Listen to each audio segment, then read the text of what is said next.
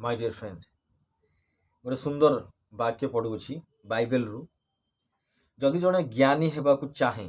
जदि जड़े ज्ञानी हेबाकु चाहे से तार भूल को ठीक करने को भल पाए से तार भूल को ठीक करे भल पाए जो लोक अनुजोग घृणा करे से मूर्ख जो लोक अनुजोग घृणा करे से मूर्ख तो जड़े ज्ञानी हेबाकु चाहे से तार भूल को ठीक करने को भल पाए जी निजर त्रुटि गुड़ी को ठीक करने चेष्टा करे से निश्चित भाव में जीवन रे सम्मान पाए सफलता पाए एवं लोक माने से व्यक्ति को भल बुझीपारे किंतु जो व्यक्ति निजर त्रुटि को मानव नहीं निजर भावना त्रुटिपूर्ण भावना को परिवर्तन करिवो नहीं से समाज रे सब अनादर थाए ताको अनादर ही मिल कि भल पाइबे जदि कौन व्यक्ति थोड़े त्रुटि करदेला कि भूल करदेला से जदि निजक करेक्शन करिवो निजक मार्जित करिवो पुणी से भल कार्य कर चेष्टा करिवो समाज निश्चित भाव में से व्यक्ति को ग्रहण करिवो समाज निश्चित भाव में से व्यक्ति ग्रहण करिवो कहीं से निज भितर परिवर्तन आनिला निज भितर मानसिक स्तर में निजक चेंजेस कला और कार्य गुड़ी कला समाज उन्नति पाई निजर पाई निज परिवार उन्नति पाई चेष्टा कला से व्यक्ति को क्षमा दि जाव आ से व्यक्ति कंटिन्यूअसली भल काम कर जो लोक अनुजोग घृणा करे जी भल कम गुड़िक घृणा करे से मूर्ख शास्त्र लिखाई मु कहूनी शास्त्र लिखाई जी हूँ भल कम गुड़िक को शास्त्र पढ़नी प्रार्थना करनी भक्ति करनी पाठ पढ़नी बड़ लोक गुरुजन कथा मानवनी सी कौन मूर्ख तो बंधुगण निज भितर परिवर्तन आणतु जदि कौन भूल आज कर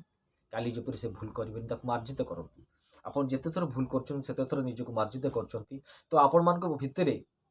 से मार्जित कर जो शक्ति बढ़ी जाऊँगी माने एक्सपीरियंस बढ़ी किपर गोटे भूल कले ठीक करेंगे किंतु आप भूल करने निजक मार्जित कर पुणी भूल करेंगे ताले से तो आपण दंडर विषय हो किंतु आप निजे देखिले गोटे भूल हो गला ताको पुणी ठीक करेंगे निज भीतर परिवर्तन आणवे निज भीतर परिवर्तन आनिक से भूल गुड़ को ठीक करके भल बाट को जीवे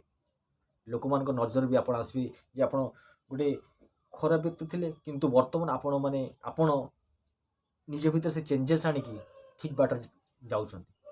लोक मान भीतर भी से भावना आपण प्रति एक सकारात्मक भावना आसो जी व्यक्तिटा खराब थिला किंतु धीरे धीरे सी भल कम गुड़िक करी भल कार्य गुड़िक करी से निजक परिवर्तन कर लोक मान ठीक बाटर आनुची यह ही प्रकृत मनुष्यर कर्तव्य यह ही प्रकृत मनुष्यर कर्तव्य जो व्यक्ति निजक परिवर्तन करे निजक माने ठीक बाट को निए निजक मार्जित करे से अन्य को मार्जित कर तार ज्ञान बढ़ी जाए मार्जित करवा ये छोट विषय नुहे बहुत बड़ जिनस निजक ठीक करवा निजक जगवा निजक मार्जित करवा निजक अन्य तुलन में परफेक्ट करवा प्रत्येक भूल रु किसी नुआ जिन शिखा निश्चित भाव में अन्य लोक मान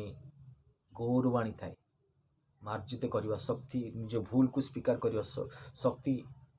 क्षमा करदेवा शक्ति एगुड़िक महान विषय निजक मार्जित करवा निजक ठीक करवा